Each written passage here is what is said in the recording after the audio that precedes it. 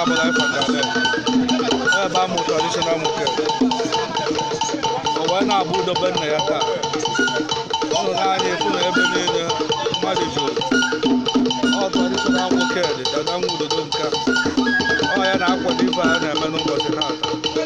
wee na-agọpụrụ ụmụ Igbo niile ọfọ wee na-agọpụrụ ụmụ Biafra ọfọ wee sị na ọ ya dụrụ ụmụ Biafra na mma wee na-asị na ụmụ Biafra ya na-edozi na faya n'abalị abata anyị kwesịrị imere anyị bido mana ebe a ga-ada tụwata anụ anyị na-eche na onye ọbụla na-atọ ụkwụ ụbọchị udo Igbo ji udo udo Biafra ji udo ebube ọ ya agazi ụzọ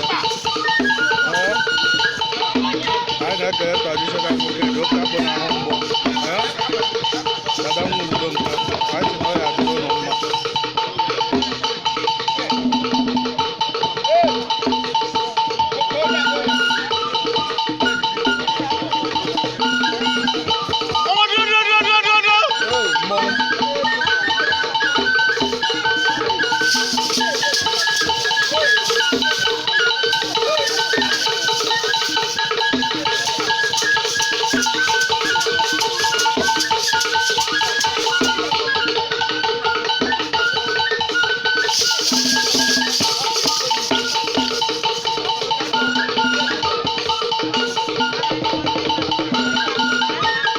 ibe mmemme